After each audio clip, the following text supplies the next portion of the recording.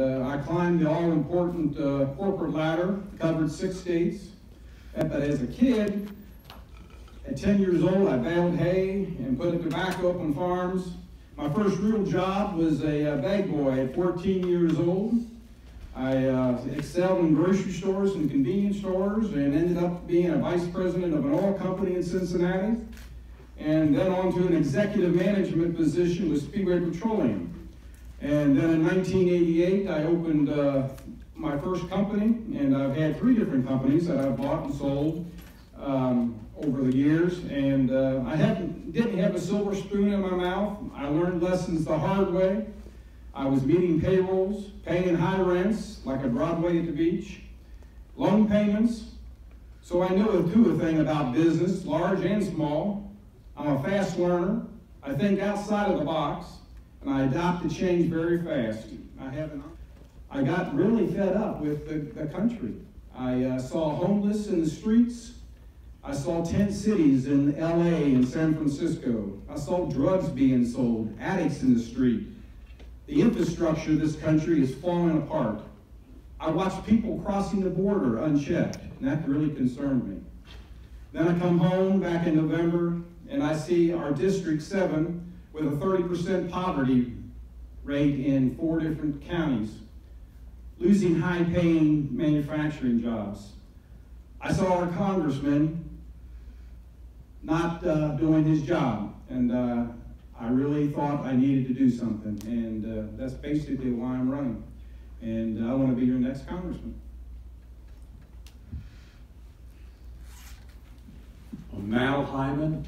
I've been a teacher for 42 years in the public schools, 5 years in a medium security men's prison, the last 30 years at Coker College. I've been a Democrat since I worked for Bobby Kennedy canvassing for him.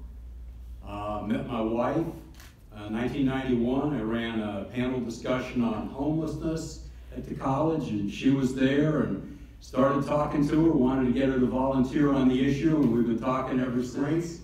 Fortune of 2 parents that were stable.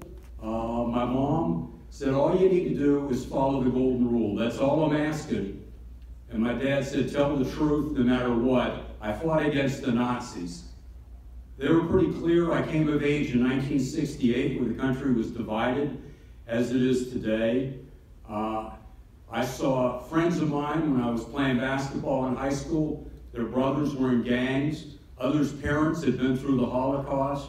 I could see the air I was breathing. We had riots in over 100 cities. I started to think seriously about politics.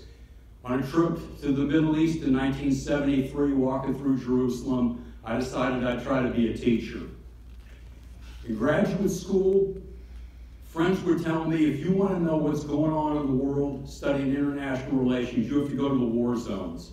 Went to Nicaragua in 1985, went to the Middle East to monitor the Intifada in 1988, monitored the election in Nicaragua in the war zone in 1990. I found those trips, where you do a lot of listening, invaluable. Did a lot of listening while I was in the prisons, found when people fell into despair. I seek to serve as first member of Congress that could talk about the school-to-prison pipeline that's taught in the public schools and taught in the prisons. I see right now a president who doesn't respect the rule of law. He is reckless, he is impulsive, he's racist, he's sexist. He borrowed from Mussolini's playbook.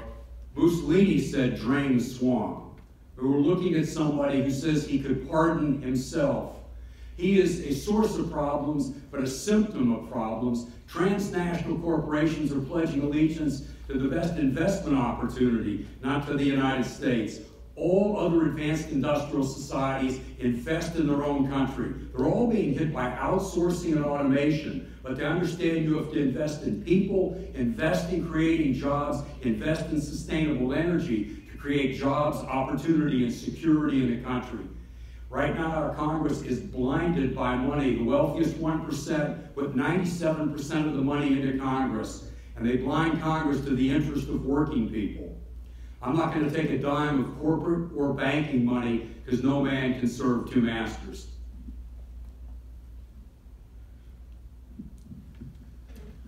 Good evening. My name is Bruce Fisher. I am running for Congress in the 7th District here in South Carolina.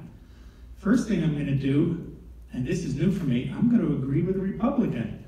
I think our